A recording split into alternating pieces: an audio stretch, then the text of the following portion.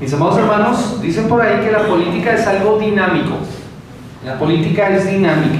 Y es muy interesante esto porque muchas personas, cuando se habla acerca de política, y ahora que estamos en campañas electorales y preelectorales, usted se va a dar cuenta de que esto es totalmente cierto. Muchas personas se alían, se unen, en especial con personas que son exitosas en la política. Cuando alguien está alcanzando un nivel y un estándar, entonces las personas se unen a ellas para lograr puestos. Mientras el aliado es popular y se goza del poder y sus circunstancias son favorables, hay una lealtad visible, incluso hasta jactanciosa. Pero si las circunstancias de aquella persona cambian drásticamente, o si su líder es arrestado, o si ya el líder ya no sirve para sus intereses, la lealtad se evapora. En lugar de enfrentar la dificultad, tienden a desmarcarse de aquel que antes apoyaban, negando cualquier relación con él. Esto es notorio, mis amados hermanos. Es nomás prender el noticiero y darse cuenta de esto. Esta cobardía, este miedo a la persecución o este fracaso personal es un triste reflejo de lo que nosotros somos como seres humanos. Este pasaje, mis amados hermanos, que vamos a estudiar en esta mañana, precisamente nos confronta con esa misma debilidad humana. Y en ese escenario es muy crucial que nosotros podamos entender lo que este pasaje nos presenta. Desde hace varias semanas nosotros hemos estado estudiando la pasión, la semana de la pasión de Jesús, y hoy llegamos a ese momento en la jueves en la noche o tal vez viernes en la madrugada, cuando Jesús está a punto de ser arrestado. Hemos dejado el aposento alto, como lo estuvimos considerando la semana anterior, en donde Jesús ha compartido la última cena y donde ha tomado los elementos de la cena pascual y los ha convertido en un recordatorio para la iglesia de lo que es su sacrificio. Y desde ese instante la iglesia, a lo largo de la historia, ha interpretado la cena como un recordatorio de la muerte y la resurrección de nuestro Señor Jesucristo.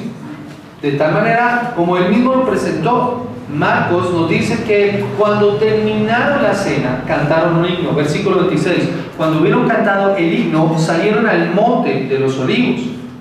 Posiblemente uno de los himnos que cantaron era el Salmo 118, que pertenecía a una expresión, en hebreo es Jalel, en una serie de himnos que se cantaban, o los salmos que se cantaban para recordar la Pascua, y que van desde el Salmo 113 al Salmo 118, y que precisamente se entonaban en esas fechas. Cuando salieron hacia el monte de los olivos, y este era no un lugar desconocido para ellos, ya en varias ocasiones habían visitado este lugar, así que seguramente era un lugar predilecto de Jesús para orar. Y recordemos, mis amados hermanos, que en ese momento Judas ya no estaba presente, ya no estaba formando parte del grupo, porque había salido a buscar a la guardia del templo, que llegarían a ese lugar para precisamente arrestar a Jesús, que estaría orando allí. Así que, mis amados hermanos, lo que tenemos aquí es el contexto de este pasaje. En ese escenario, y mientras están en ese trayecto, Jesús les da un duro anuncio. Otro más en la noche. Ya lo vimos la semana pasada cuando Jesús habló con sus discípulos y les dijo que uno de ellos lo entregaría. Pero lo que vendría a continuación creo que sería un duro golpe para los discípulos. Y eso nos muestra, mis amados hermanos, que Jesús sabía no solo quién lo entregaría, sino lo que acontecería después. Y en este caso, los discípulos, nuevamente en show, empiezan a tratar de justificarse y a tratar de hablar de que ellos no serían capaces de hacer esto que Jesús está diciendo. Y entre ellos, al que podríamos considerar el más valiente de todos, a Pedro. Es admirable el valor que Jesús está mostrando en este momento. Enfrentando la muerte misma, Él no se deja amedrentar por las circunstancias, ni mucho menos por la cobardía de sus discípulos, y que sería evidenciada momentos después. Él sale a enfrentar muy valientemente la cruz para morir por los pecadores, porque sabía perfectamente lo que le esperaba, y lo enfrenta con valor. Estos acontecimientos, mis amados hermanos, nos dejan a nosotros unas valiosas enseñanzas que yo espero poder transmitir a ustedes en este sermón que yo he titulado Nunca digas nunca. Nunca digas nunca. Y nosotros debemos reconocer que al igual que los apóstoles, que al igual que los discípulos, tenemos la posibilidad de negar, la posibilidad de abandonarlo, en especial cuando las circunstancias no son tan favorables para nosotros. Por lo tanto, debemos prestar atención a este pasaje y aprender lo que nos quiere enseñar. Hay una pregunta que quiero que tengamos en mente para poder trabajarlo. ¿Cómo podemos mantenernos fieles a Cristo y superar la traición de nuestro propio corazón orgulloso cuando llega la hora de la prueba? ¿Cómo podemos mantenernos fieles a Cristo y superar la traición de nuestro propio corazón orgulloso cuando llega la hora de la prueba? Y lo primero que nosotros tenemos que hacer, lo encontramos nosotros en los versículos 27 y 28, y es que debemos recordar que la base de nuestra esperanza es Cristo. Cristo vence el fracaso humano. La base de nuestra esperanza, Cristo vence el fracaso humano. Versículo 27 y versículo 28. Entonces Jesús les dijo: todos os escandalizaréis de mí esta noche, porque escrito está: heriré al pastor y a las ovejas, y las ovejas serán dispersadas. Pero después que haya resucitado, iré delante de vosotros a Galilea. Todo ocurre, como les he mencionado, en el trayecto desde Betania hacia el monte de los Olivos, por un lugar que se llama el torrente del Cedrón. Era seguramente un camino seco que dejaba, después de que había llovido, ellos podían caminar por ese lugar. Y más exactamente, no al monte de los Olivos, sino al huerto de Getsemaní, es que se dirigen. Ahora, imagina por un momento lo que los discípulos debieron haber sentido. ¿Cómo se sintieron ellos cuando Jesús les da esta terrible noticia? Todos os escandalizaréis de mí esta noche, porque escrito está: heriré al pastor y las ovejas serán dispersadas. Esto debió haber sido muy duro para ellos. La palabra escandalizar en ese sentido significa hacer caer en una trampa, equivocarse o hacer equivocar. Y esto opuesto a la fe que los discípulos debían tener puesta en Jesús. Esta palabra simboliza o se refiere a cualquier cosa que provoque un prejuicio o que venga a ser un obstáculo para otros o para sí mismos, y de tal manera que los haga caer. Es lo que nosotros diríamos el palo en la rueda, aquello que hace caer a otra persona. Y lo que vendría sería para ellos ese escandalizar. Lo que vendría, al ser arrestado Jesús, causaría que ellos fueran dispersados. Es un escándalo, es un tropiezo. Y aún el más valiente cae. Y es Pedro, porque tropieza por causa de la ligereza en aceptar lo que Jesús está diciendo. Y creo que esto trae una lección para nuestras vidas, amada iglesia. Tomar a la ligera las palabras de Jesús puede hacer que nosotros tropecemos también. No tomar en consideración aquellas cosas que Jesús está diciéndonos, aquellas advertencias que nos hacen, puede hacer que nosotros también tropecemos y caigamos y seamos estorbados en nuestro andar con Él. De hecho, la Nueva Traducción Viviente creo que lo expresa muy bien cuando dice: me abandonarán. Me abandonarán. Esto creo que aclararía precisamente lo que pasaría unas horas más adelante. Pero mis amados hermanos, esto no sorprende a Jesús. Con todo y que esto es un escándalo, es algo terrible, Jesús entonces no se sobreexalta ni se preocupa en lo más mínimo, porque todo está bajo el control soberano de Dios.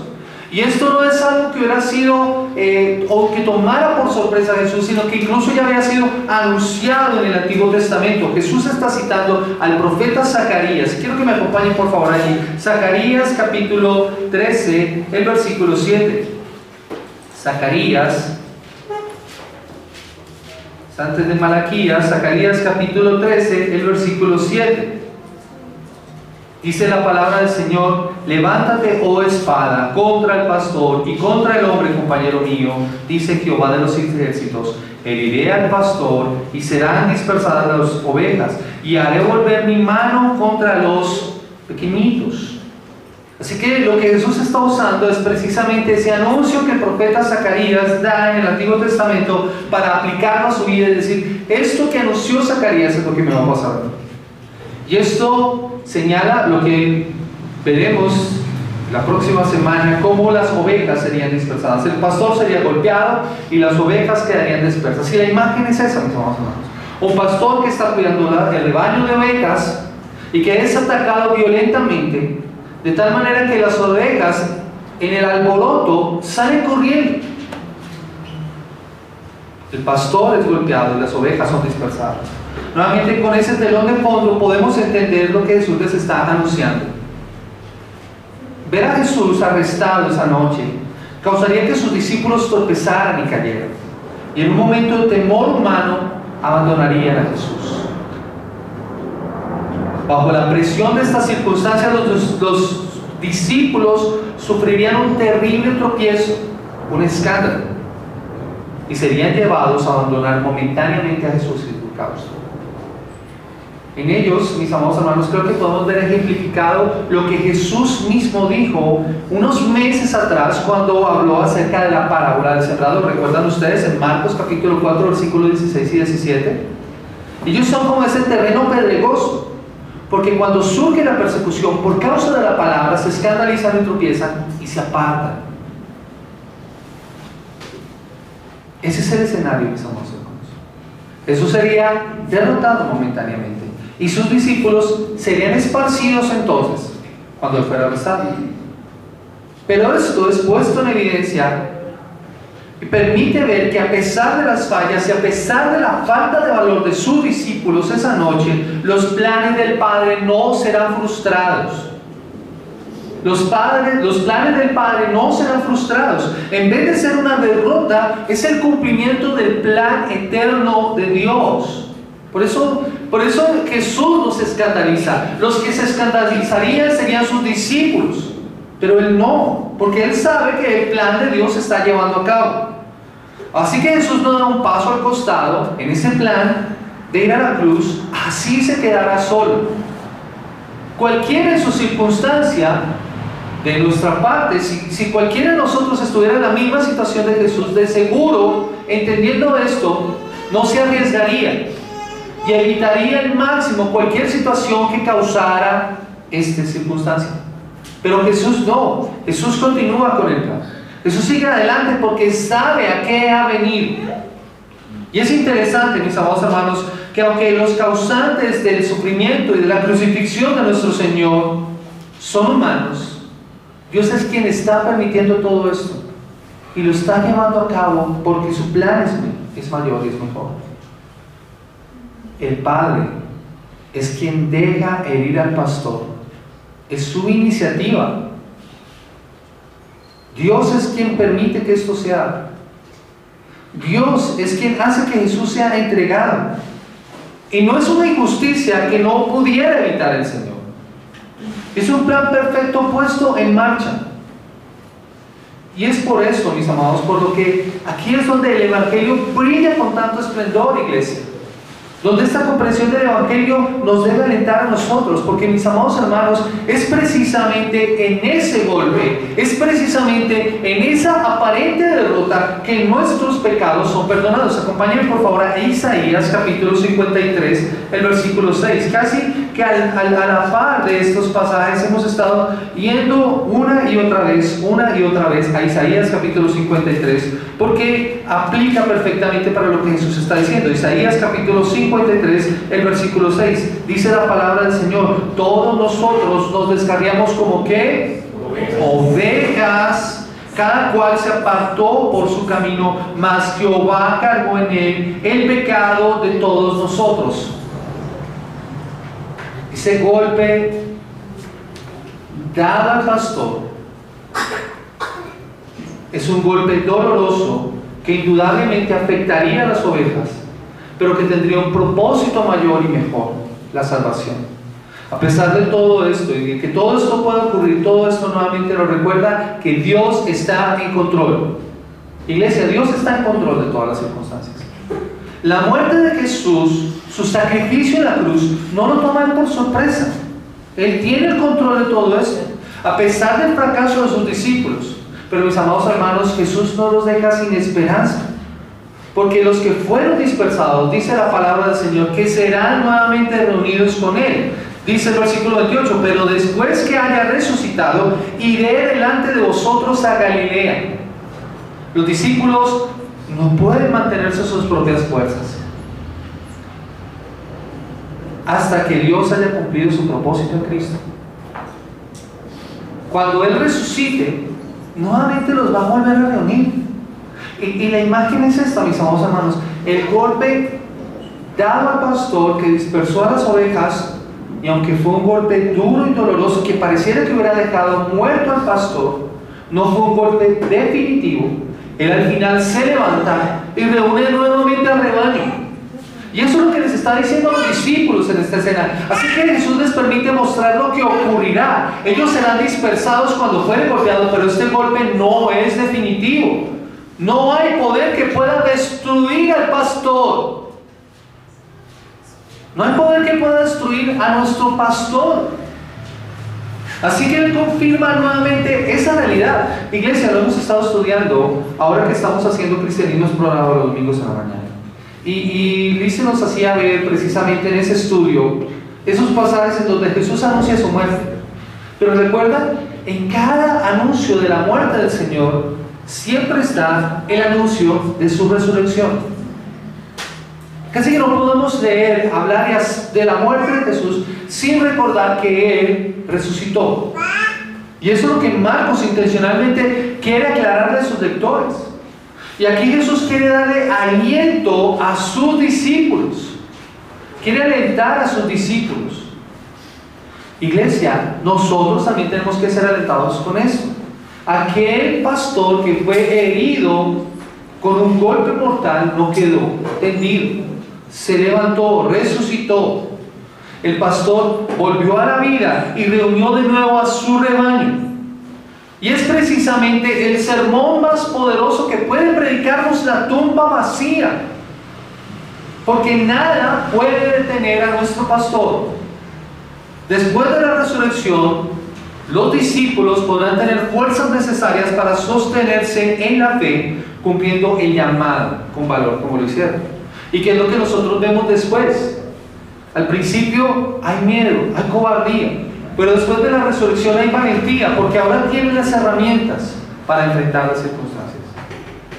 Y Jesús les dice claramente, iglesia, yo creo que estas palabras debían alentar poderosamente a estos hombres abatidos, que seguramente venían con preocupaciones de camino a Getsemaní para orar con el Señor. Primero, pensando en que alguien lo traicionaría, y segundo, considerando ahora las palabras de Jesús diciendo, nos vamos a dispersar. Pero Jesús les asegura, iré delante de vosotros. Eso significa que Él va a volver a asumir el papel del pastor y que los guiará y que los reunirá de nuevo. Jesús quiere mostrar que la resurrección no solo vence el poder de la muerte, sino en el fracaso humano de sus seguidores. Y todo esto debía cumplirse porque Jesús no quiere valientes en ese momento. Jesús quiere obedientes. Y luego de su resurrección, como les digo, tendrían el poder del Espíritu Santo morando en ellos para fortalecerlos, dándoles el valor necesario para enfrentar cada prueba y cada circunstancia por causa de la fe en el Evangelio. Así que iglesia, mis amados hermanos, Iglesia Evangélica Discípulos de Cristo de Colombia, Nueva Florencia, escucha, descansa en la certeza de la victoria de Cristo. Descansa en la certeza de la victoria de Cristo. Cuál sea la circunstancia por la cual tú estás atravesando, no importa, descansa en la certeza de la victoria de Cristo. Tu fe no se sostiene en la solidez de tus circunstancias o tus sentimientos, sino en la naturaleza inmutable, que no cambia y confiable de nuestro Dios. Esa es la confianza que nosotros debemos tener, que nos debe alentar. Mis amados hermanos, la victoria para el creyente está asegurada en Cristo. Por eso dice, Él resucitará e irá adelante. Así que no temas y no pienses que tu fracaso ha tomado a Dios por sorpresa. ¿Cuántas veces nosotros tenemos que levantarnos después de enfrentar circunstancias difíciles o aún batallando contra el pecado en nuestras vidas y nos hemos sentido que ya no valemos y que el Señor como que ha perdido el tiempo con nosotros? No, iglesia, el Señor que te llamó, el Señor que es tu pastor, no ha perdido el tiempo contigo ni por ti. Ella proveyó su gracia para para el momento en el que tú parece que vas a desmayar, y en el momento en que tú has sentido abandonar, Él va delante de ti y te sostiene. Así que esto debe alentar en nosotros una oración, sabiendo que conoce nuestras circunstancias y está ayudándonos en cada necesidad y cada circunstancia que enfrentamos en nuestra vida por causa del Evangelio. Cuando vienen las presiones de la vida y aún la persecución o el ataque del maligno, ten la confianza de que el Señor va contigo delante. Ten la seguridad de que Él no te ha dejado solo. Mis amados hermanos, la sinceridad de nuestro amor por Cristo a la verdad es completamente inútil. Mari lo mencionaba muy bien. Nosotros podemos decir como lo cantábamos en ese momento: mi vida es Cristo, Jesús es mi todo. Pero si no descansamos por completo en la gracia preservadora y capacitadora de Dios en medio de nuestras circunstancias, en medio de nuestras dificultades, mis amados hermanos, van a llegar momentos en los que nosotros perderemos y quedaremos dispersos. Y no podemos decir: yo nunca te negaré, nunca te dejaré. Pablo más adelante lo va a recordar a la iglesia: el que cree que esté firme, mire que no caiga. Necesitamos humildad en ese sentido.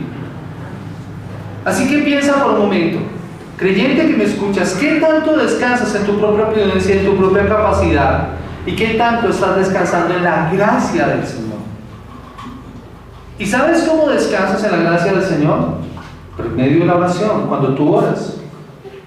Cuando tú le dices: no soy yo, Señor, eres tú quien me ayuda, eres tú quien me guía. Mis amados hermanos, nuestro corazón es engañoso.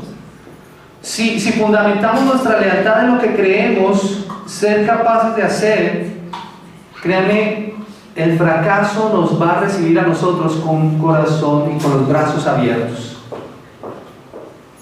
Debemos tener cuidado con la autoconfianza, porque esa autoconfianza se alimenta precisamente del descuido, de esa falta de devoción o de esa falta de intimidad con Dios.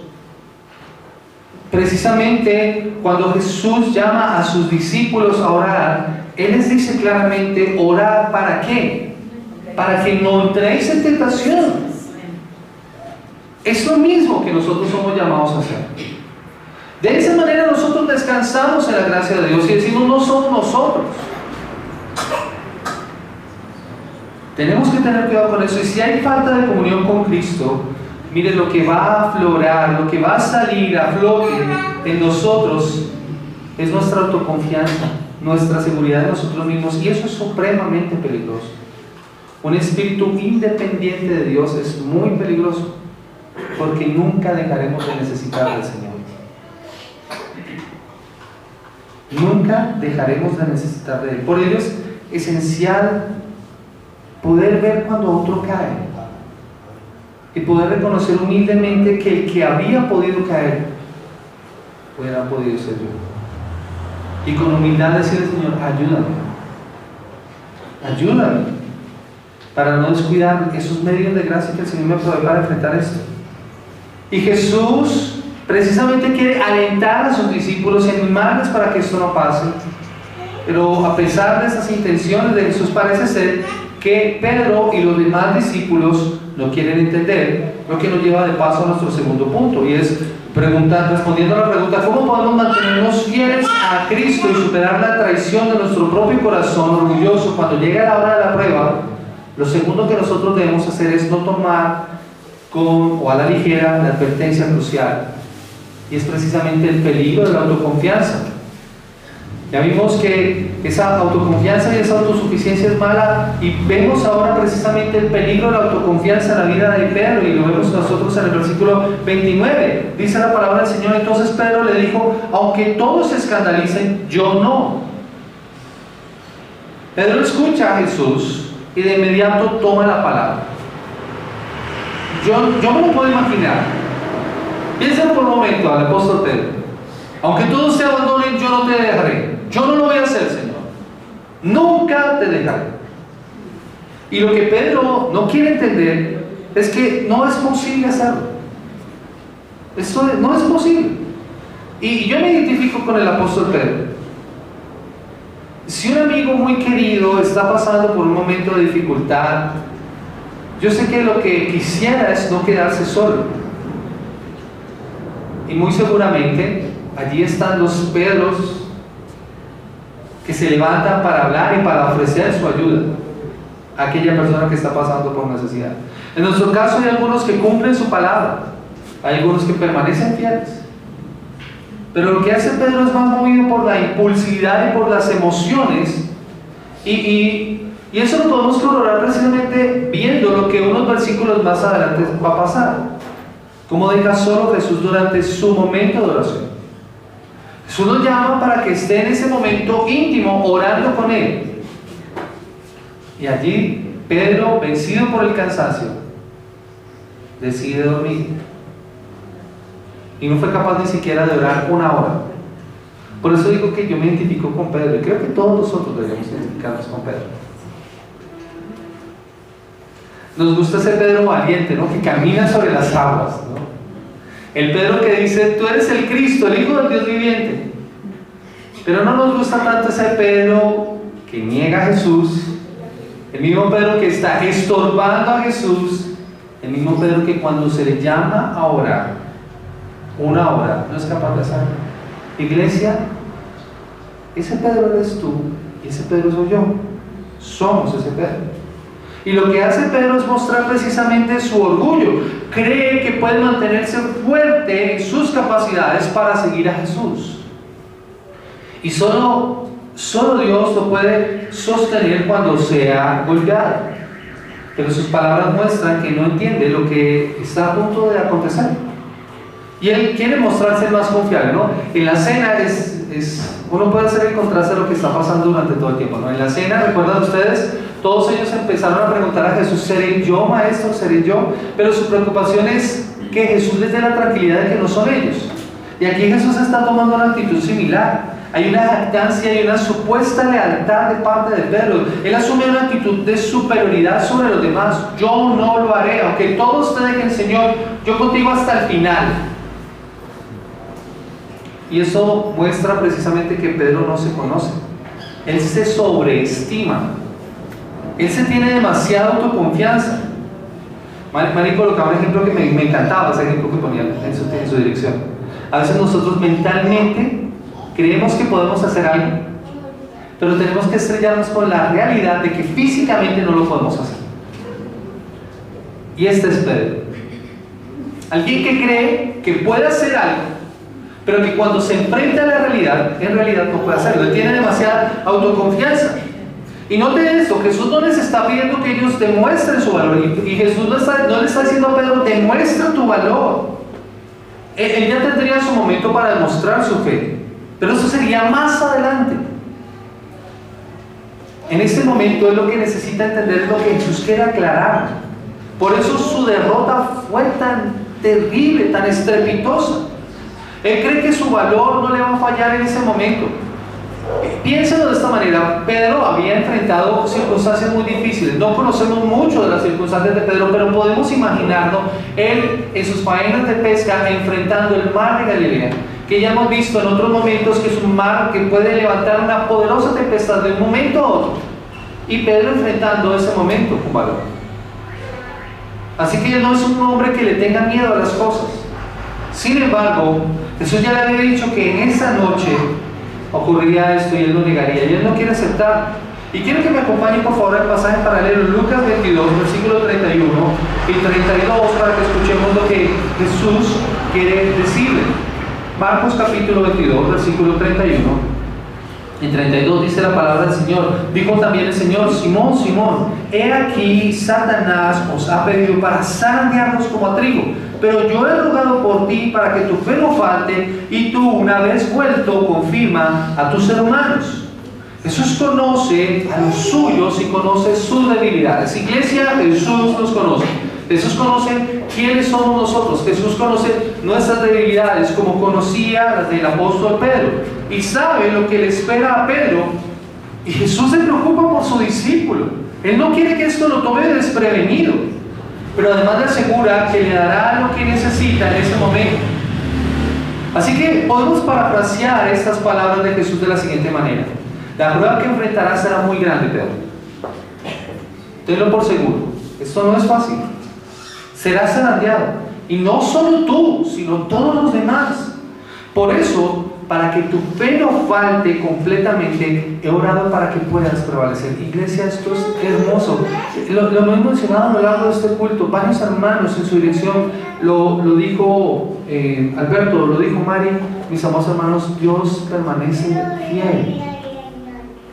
Dios permanece fiel ¿en medio de qué? En medio de nuestra infidelidad. Dios permanece fiel en medio de nuestra infidelidad.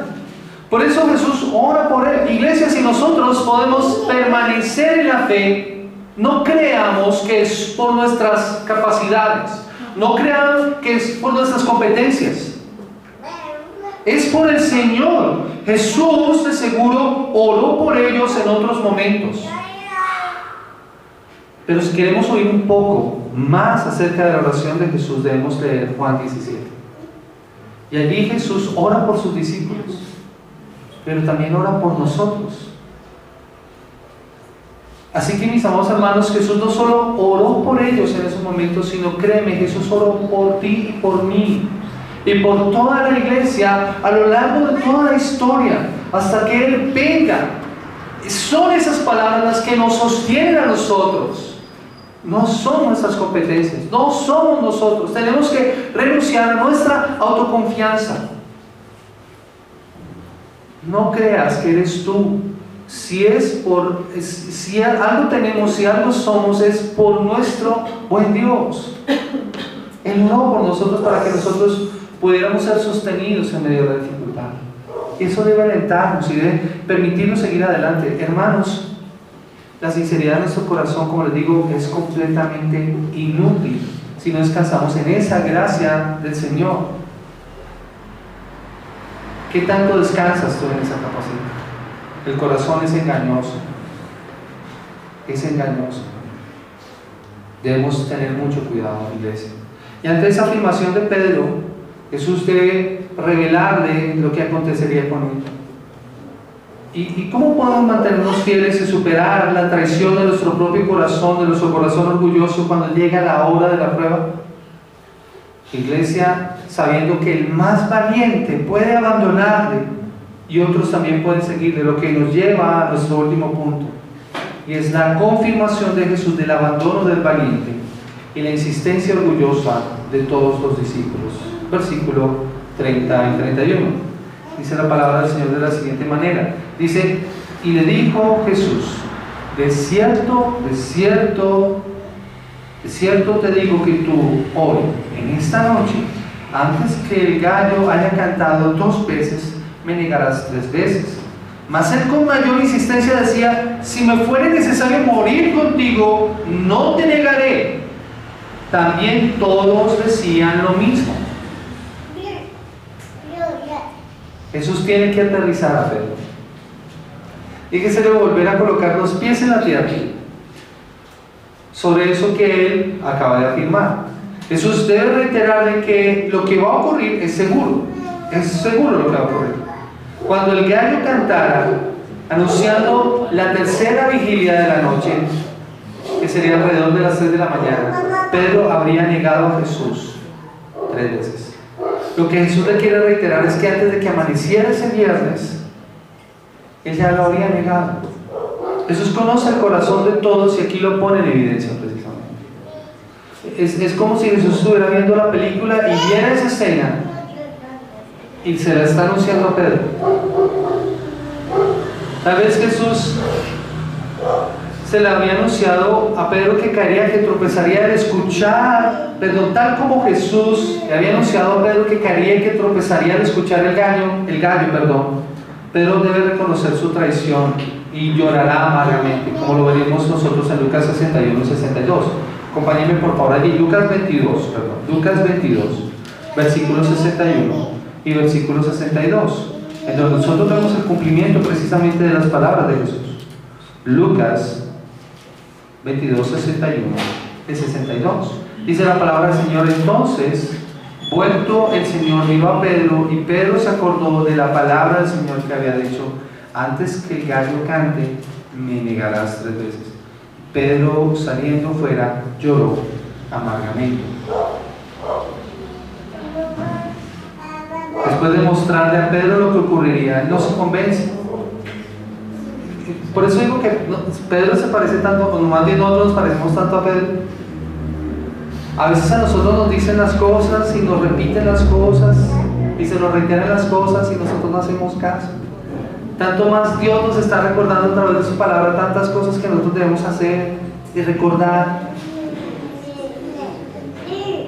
Pero esto, como les digo, esto no solamente le pasa a Pedro, esto le pasa a los demás discípulos que parece que se identifican entonces con la actitud de Pedro. Al principio es solo Pedro, ¿no? Yo nunca te dejaré.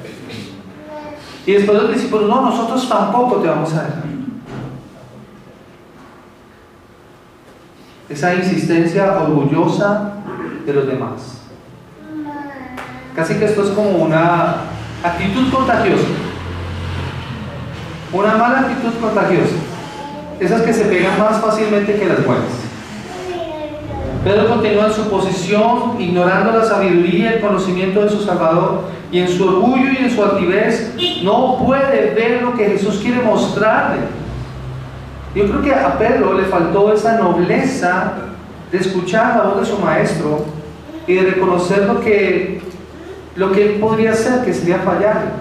Como nosotros estuvimos estudiando esta semana con el grupo de hermanos en Equipando Siervos, en la Escuela de Teología Bíblica, el orgullo de... eran 3 tipos de orgullo, es que ahora lo olvidé. El que tengo todo el conocimiento. A Pedro tiene ese el que cree que todo lo conoce. Es el joven que, yo me las sé todas, a mí no me va a pasar eso. Pedro está actuando de la misma manera. Y es una actitud que es contagiosa. Pedro es el ejemplo claro de lo que dice Proverbios capítulo 11. Acompáñenme por favor allí. Proverbios capítulo 11, el versículo 2. Proverbios capítulo 11, el versículo 2 dice: cuando viene la soberbia, viene también la deshonra, mas con los humildes está la sabiduría. Y Proverbios 21 o 23. Proverbios 29, 23, perdón. Proverbios 29, 23. Dice la palabra del Señor: la soberbia del hombre le abate, pero al humilde de espíritu sustenta la honra. Mis amados hermanos, lo terrible de todo esto es que los demás no quieren reconocer también su propia arrogancia. Y todos se unen también a esa afirmación de Pedro, yo creo que en ese afán de congraciarse con Jesús, de quedar bien. Antes ellos están tratando de justificarse diciéndole: seré yo maestro, tratando de que Jesús les diga: no eres tú. Ahora ellos tratan de congraciarse con Jesús diciéndole: no, yo nunca te dejaré. Si ellos no serían los que lo traicionarían, tampoco serían los que lo abandonarían, piensan ellos. Pero qué equivocados estaban. Qué equivocados estaban. Iglesia, Marcos nos deja la escena hasta allí. Más adelante nos mostrará lo que pasará en el monte de los olivos, en el monte de Getsemaní, en el huerto. Y aquí, ¿qué podemos aplicar nosotros para nuestras vidas? Y con eso quiero ir cerrando. Iglesia, al igual que los discípulos, todos nosotros podríamos llegar a negar a Jesús. Nosotros no podemos decir nunca. Iglesia, nunca digas nunca. Es precisamente ese espíritu humilde el que nosotros tenemos que tener para pedirle al Señor que nos ayude en medio de las dificultades y de las pruebas. Nunca digas nunca. Este pasaje precisamente nos sirve como una advertencia para los suyos sobre el pecado del orgullo y de la arrogancia, en especial en momentos de persecución o de dificultad. Iglesia, ¿qué pasaría si viniera un grupo armado y entrara aquí a este lugar y dijeran: los vamos a matar a todos menos a los que renuncian o rechacen la fe? Ante ese escenario hipotético, puedo asegurar que la gran mayoría de nosotros diríamos, pues que me maten, yo me voy con mi Señor.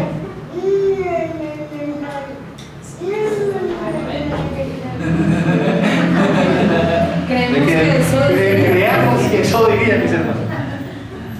Pero iglesia, ¿de nosotros no pasa eso? Eso sigue siendo un escenario hipotético. Solo cuando estemos enfrentados ante las circunstancias sabremos cómo vamos a actuar. Pero lo que sí podemos estar seguros, iglesia, y de lo que tenemos que estar seguros es de la certeza que nosotros podríamos llegar a renegar de nuestro Señor y Salvador. Y esa es precisamente esa advertencia a la que tenemos que prestar atención.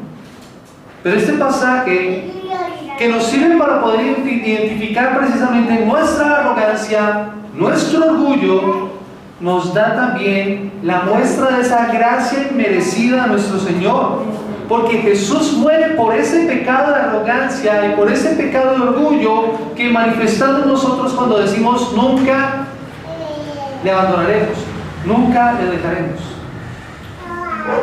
Jesús muere por ese pecado y lo ha perdonado, y por eso restaura primero a sus discípulos después de que ha resucitado, pero también nos restaura a nosotros y nos sostiene. Yo creo que en nuestro caso debemos reconocer la posibilidad de negarlo cuando las cosas se ponen difíciles. Eso fue precisamente, como les he mencionado, lo que Jesús quiere enseñar en la parábola del sembrador. Tal vez muchos somos como esa tierra, escuchamos la palabra, pero en el momento de la amenaza y al no tener raíz, cuando viene la persecución, nos secamos y caemos. La manera de enfrentar la persecución es por medio de una relación profunda con el Salvador y con su palabra. Y entre más profundas sean nuestras raíces, mejor soportaremos la prueba. Eso es lo que enseña esa parábola. ¿Por qué la planta no pudo soportar cuando salió el sol? Porque no tenía raíz. Así que podemos entender que si nuestra vida desarrolla raíces profundas, cuando la prueba venga, iglesia, podremos soportar. ¿Han visto las palmeras azotadas por los fuertes vientos en las costas? ¿Por qué la palmera no cae? Precisamente por la profundidad de sus raíces. Entre más profundas son sus raíces, mejor cimentada está y podrá soportar los vientos de la prueba. Porque hay muchos entre nosotros que no soportan la dificultad y las circunstancias difíciles, precisamente por falta de raíz. Así que, mis amados hermanos, necesitamos esa relación profunda con el Salvador y con su palabra para soportar mejor las pruebas. Pero también tenemos y podemos caer en el riesgo de negar a nuestro Señor cuando todavía pensamos y solemos pensar en los momentos difíciles, iglesia. Pero la Escritura también nos ofrece a nosotros una advertencia cuando las cosas van bien. Acompáñenme por favor a Proverbios capítulo 30.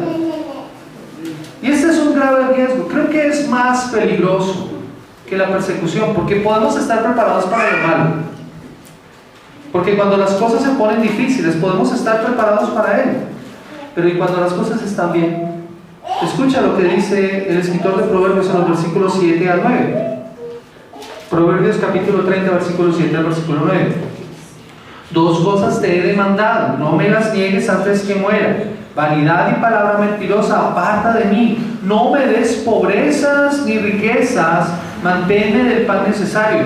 No sea que me sacie y te niegue y diga, ¿quién es Jehová? O que siendo pobre hurte y blasfeme el nombre de nuestro Dios o de mi Dios. Así que, iglesia, tan peligrosa como puede ser la persecución cuando no tenemos raíces profundas, es igual de peligrosa el bienestar y la estabilidad cuando no tenemos raíces profundas en el Señor. Porque también le podemos negar. Y creo que ese es precisamente el gran problema de la iglesia moderna: el bienestar, la comodidad. Pedro precisamente comete el pecado de no creer en las palabras de Jesús. Y ese es precisamente el problema que está enfrentando la iglesia. Hemos dejado de creer las palabras de Jesús.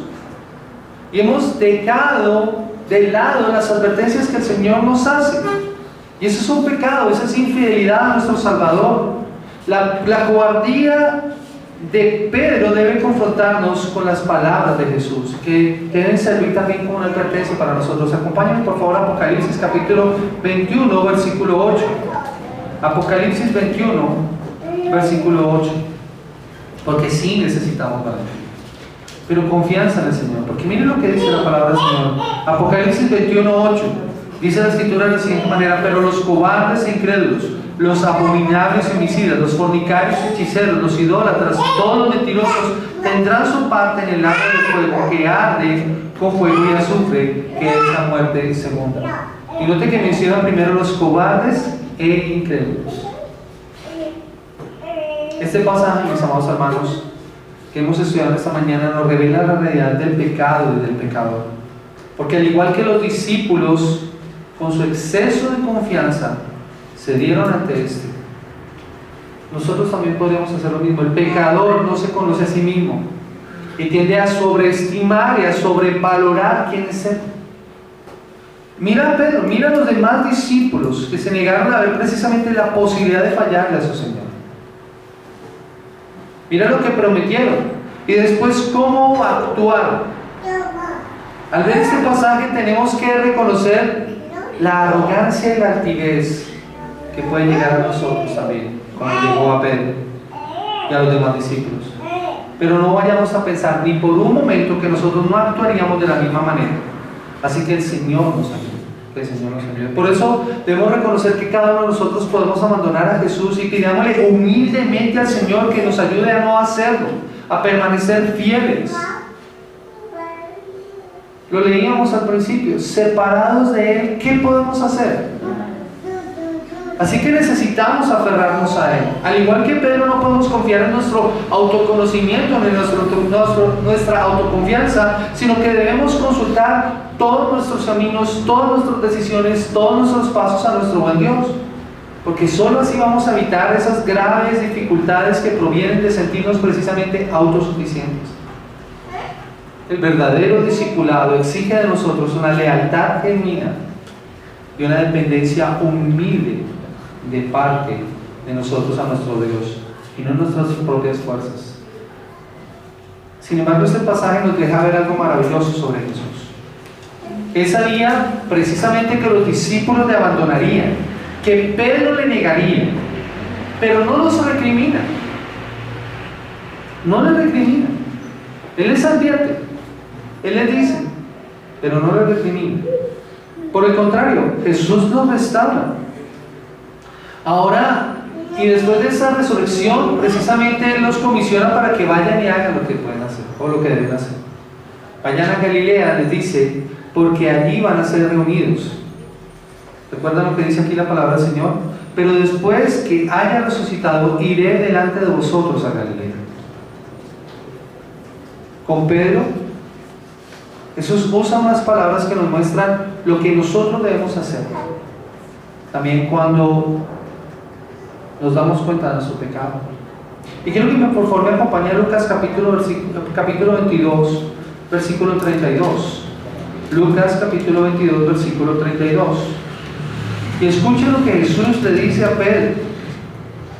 Dice: pero yo he rogado por ti que tu fe no falte, y tú, una vez vuelto, confirma a tus hermanos. Miren, la Nueva Traducción Viviente dice: pero yo he rogado en oración por ti, Simón, para que tu fe no falle, de modo que cuando te arrepientas y vuelvas a mí, fortalezcas a tus hermanos. Iglesia, si nosotros hemos podido identificar precisamente este pecado en nuestra vida, si nuestra confianza, nuestra autoconfianza, nuestra autosuficiencia nos ha hecho alejarnos del Señor, y tal vez no lo hemos negado con nuestras palabras, pero sí con nuestras acciones, sí con nuestro comportamiento, sí con nuestro testimonio, es hora de arrepentirnos y de venir al Señor y pedirle perdón, esperando de Él la restauración, La Biblia de las Américas dice: pero yo he rogado por ti para que tu fe no falle, y una vez que hayas regresado, fortalece a tus hermanos. Así que, iglesia, necesitas arrepentirte y necesitas regresar al Señor. Fortalecer a tus hermanos dependerá de eso. Jesús conoce cómo somos, pero eso no implica que no nos debamos arrepentir. Necesitamos arrepentirnos. Debemos tener la suficiente humildad para reconocer nuestro error y pedir perdón al Señor para ser restaurados. Habrá momentos en los que le fallaremos y tal vez lo hemos negado. Hemos vivido impíamente. Pero siendo sus discípulos debemos ir al lugar donde seremos restaurados por el Señor y en oración y arrepentimiento pedirle que restaure nuestra relación y nos fortalezca y nos dé Él de nuevo para no negarnos más en nuestra vida, para no vivir en ese ateísmo práctico del que hemos hablado en otras ocasiones, que vivo diciendo que Dios existe, que es real en mi vida, pero vivo como si el Señor no existiera. Jesús es bondadoso y reconoce la posibilidad de la falla, no solamente en sus discípulos en ese momento, sino en nosotros. Y por eso les manifiesta esa gracia admirable, esa gracia que excede toda nuestra maldad. Y eso es maravilloso porque nos alienta. Dios conoce al pecador de manera perfecta, íntima y personal. Acompáñenme por favor al Salmo 139, el versículo 16. Y Salmo capítulo 139, el versículo 16. Dice la palabra del Señor: mi embrión vieron tus ojos, y en tu libro estaban escritas todas aquellas cosas que fueron luego formadas sin faltar una de ellas. Y Jeremías 17, el versículo 10. Jeremías 17, el versículo 10, dice la palabra del Señor. Dice: yo, Jehová, que escudriño la mente y que pruebo el corazón, para dar a cada uno según su camino, según el fruto de sus obras. Por eso, aquel que nos conoce es aquel a quien debemos ir y con humildad reconocer nuestra verdad, nuestra verdadera condición y actuar en consecuencia, conociendo que no podemos hacer nada fuera del Señor. Él nos conoce. Y aunque de labios para afuera nosotros podamos decir: no te voy a negar, el Señor sabe cuándo vamos a hacer. En pedirle en humildad que nos ayude, debemos pedirle que nos ayude con lo que no podemos hacer en nuestras propias fuerzas. El Salmo capítulo 19 dice: ¿cómo puedo conocer todos los pecados escondidos en mi corazón?, pregunta el salmista. Y en el Salmo capítulo 139, el salmista reconoce que solo el Señor puede limpiarlo de esas faltas que le son ocultas. Salmo capítulo 139, versículo 23 y versículo 24: examíname, oh Dios, y conoce mi corazón, pruébame, conoce mis pensamientos, y ve si hay en mí camino de perversidad, y guíame en el camino eterno. Así que reconocer la gracia maravillosa del perdón en nuestras vidas es la que nos hace más humildes. Y Jesús ora para que, a pesar de lo difícil que sería para Pedro esto, pueda volver a Él y ser restaurado. Así que pidamos al Señor para que tengamos la fe suficiente. Y mi oración en particular es para que nuestra fe no falle y podamos enfrentar la prueba y la dificultad cuando venga sobre nuestras vidas, de la misma manera en que Jesús lo oró en Juan capítulo 17, versículo 9 al versículo 11. Juan capítulo 17, versículo 9 al versículo 11. Yo ruego por ellos, no ruego por el mundo, sino por los que me dicen, porque tuyos son, y todo lo mío es tuyo, y lo tuyo es mío, y he sido glorificado en ellos. Y ya no estoy en el mundo, mas estos están en el mundo. Yo voy a ti, Padre Santo, a los que me has dado, guárdalos en tu nombre, para que sean uno, así como nosotros. Esa es la oración de nosotros. Jesús ora en ese mismo pasaje: yo no te pido que los saques del mundo, sino que los guardes del mal. Si has fallado, recuerda el ejemplo del apóstol Pedro y la esperanza que te ofrece Jesús. Y si vienes a Él en arrepentimiento y fe, cualquiera que se arrepiente y regrese a Él será restaurado.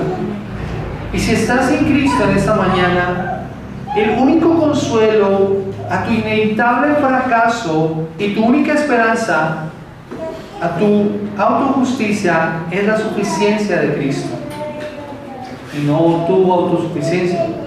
Si hoy ves en tu corazón un corazón lleno del mismo orgullo de Pedro, tal vez tú no dices, yo nunca te dejaré, pero si dices en tu corazón, yo soy bueno, yo puedo lograrlo, yo puedo hacer las cosas bien y por eso me merezco la salvación. Si eso es lo que dices en tu corazón, y el Señor te ha mostrado que ese camino de orgullo es un camino seguro hacia el juicio, amigo, debes arrepentirte y abandonar esa autosuficiencia. Debes dejar de confiar en tu yo que te va a fallar. Debes creer en ese pastor vencido pero victorioso y pídele a Cristo que sea tu Señor y tu Salvador, porque Él no solo murió por tu pecado, sino que resucitó para reunir a las ovejas dispersas, y debes descansar en su oración, como lo hizo el apóstol Pedro. Esa fe que persevera es aquella que Él mismo sostiene, y como lo dijo Jesús a Pedro en Lucas capítulo 22, el versículo 32: yo he rogado por ti para que tu fe no falte. Yo he rogado por ti para que tu fe no falte. Así que corre, tú que estás sin Cristo en esta mañana, corre a Cristo, porque Él intercede por ti. La fe que salva es aquella que Él sostiene, que está disponible solo por gracia, solo por Cristo y solo por la fe. Mis amados hermanos, iglesia, que Dios bendiga su palabra en esta mañana y nos ayude a todos nosotros a nunca tener que decir nunca. El Señor nos ayude. Vamos a orar. Señor y Dios, toda la gloria, la honra y la alabanza sean dadas a ti en esta mañana, porque tú vives y reinas por los siglos de los siglos, y al permitirnos acercarnos ante tu presencia podemos reconocer nuestra propia arrogancia, nuestra jactancia, nuestra soberbia cuando creemos que somos nosotros en nuestras fuerzas y en nuestras capacidades que podemos enfrentar las dificultades. Señor, tu palabra nos enseña que separado de ti nada podemos hacer. Por eso, hoy te pido, Dios, que tú nos bendigas y nos guardes. Señor, que tú sostengas a tu iglesia, a tu pueblo, que tú nos guíes, Señor, en tu verdad. Tu palabra es la verdad, Señor. Gracias, eterno Señor. Hoy te damos gracias por esta salvación tan grande que nos has otorgado. Y en el precioso nombre de Cristo Jesús, permítenos, lejos de toda arrogancia y de toda jactancia, poder honrarte y adorarte. En el precioso nombre de Cristo Jesús te adoramos. Amén.